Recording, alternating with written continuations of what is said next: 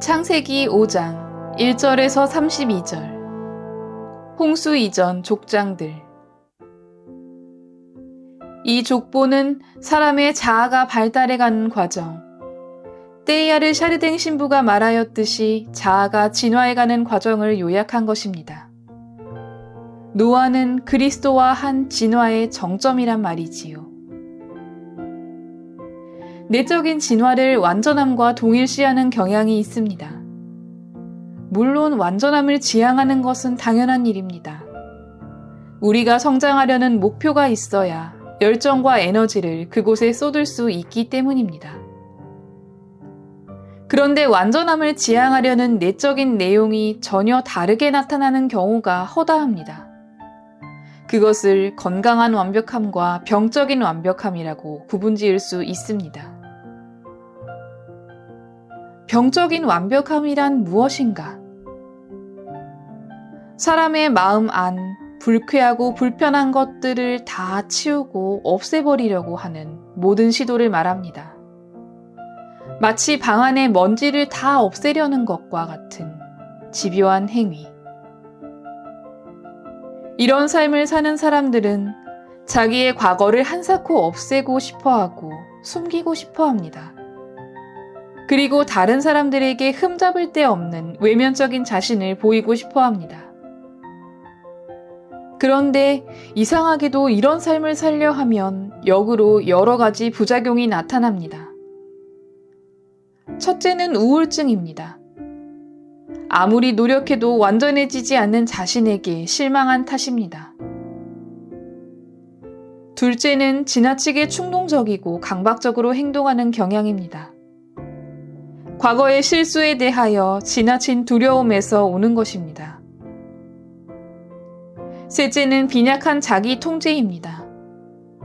완벽하게 자기 통제를 하려다가 실패하고 난 후 완전히 몰락한 삶을 산다는 것입니다. 그래서 이들은 중독적인 행동들, 술이나 담배, 성구매 욕구 등등의 중독적인 심리적 현상을 보입니다. 이상적인 자화상을 이루지 못한 실패감에서 오는 고통을 완화시키기 위한 보상 조치인 것입니다. 이렇게 살게 되면, 즉 결점을 없앰으로써 자신을 극대화시키는 길을 간다면 결국 영혼의 평화는 없어지고 용서받고 받아들여졌다는 느낌도 점점 사라져갑니다. 인간이 성장하고 진화하려면 어떤 삶을 살아야 하는가? 우선 자기 감정을 살필 줄 알아야 합니다. 문학치료사 이봉희 교수는 이렇게 말합니다. 왜 갑자기 이렇게 눈물이 나지요? 20년 넘게 수많은 사람들을 만나오면서 가장 많이 듣는 질문입니다. 그 질문의 주인공은 학생들뿐만 아니라 교사나 직장인, 때로는 학부모도 예외가 아니었습니다. 그들은 자신의 이야기를 진실로 들어주는 작은 경청에도 눈물을 흘립니다. 그러면서 한결같이 내가 왜 이러지? 이상하네. 왜 자꾸 눈물이 나는지 모르겠네. 라며 스스로의 모습에 놀라워합니다. 정말 왜 이렇게 눈물이 날까요? 분명 우리 내면 깊은 곳에는 의식적 또는 무의식적으로 묻어둔 아픔이 있기 때문입니다. 들어달라고 말하고 싶다고 호소하는 이야기들이 숨어있기 때문입니다. 오랫동안 우리는 자신의 감정을 숨기고 억압하는 데 길들여져 왔습니다. 하지만 감정은 그렇게 쉽게 눌러막을 수 없습니다. 그것은 옳고 나쁘기 이전에 하나의 흐르는 에너지입니다. 그러니 무조건 억압할 게 아니라 안전하고 올바른 방법으로 해소시켜야 합니다. 슬프고 분노하고 우울하고 두려운 마음들. 이 모든 해결되지 못한 감정 에너지는 우리 몸 어딘가에 다른 형태로 저장되어 있다가 예기치 않을 때 예기치 않은 모습으로 돌출됩니다. 원인을 알 수 없는 만성적인 질병이나 여러 정서적인 문제가 바로 그것입니다.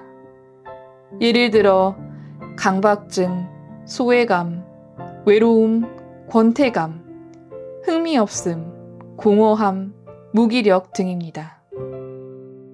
가족치료사 브래드 쇼는 건강한 수치심을 가진 사람은 나의 한계에 부딪혔을 때 그 한계를 받아들이고 그 한계 너머의 지혜와 능력에 의존한다고 말합니다. 반대로 건강하지 못한 수치심은 스스로를 부끄럽게 느끼며 실패자로 생각하고 결국은 자기 자신을 병들게 합니다. 그러니 이제는 아프면 아프다고 말했으면 좋겠습니다. 내가 더 건강하게 살기 위해서입니다. 아픔은 살아있음의 증거입니다. 이 아픔을 잘 견디고 나면 알게 될 것입니다. 그 누군가도 이미 내가 아파하는 그 삶의 자리를 지나갔고, 그리고 당당히 살아남았다는 것을, 또한 그 아픔보다 한치 더 성장하고 깊어졌다는 것을, 그 어떤 순간에도 나 자신을 인정하고 사랑하기를 포기해서는 안 됩니다.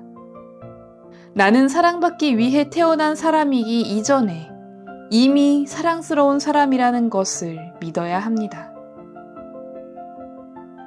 한국 사회는 남자들에게 감정을 억압할 것을 요구하는 사회입니다. 사내 자식이 울기는 하면서 눈물을 삼킬 것을 요구하는 사회입니다. 거기다가 가톨릭 교회는 침묵의 기도를 덧붙였습니다. 그래서 감정적 억압이 더 심해진 측면이 있습니다. 이런 면에서 볼 때 문학치료사 이봉희 교수의 말씀은 깊이 생각해 볼 필요가 있다고 여겨집니다.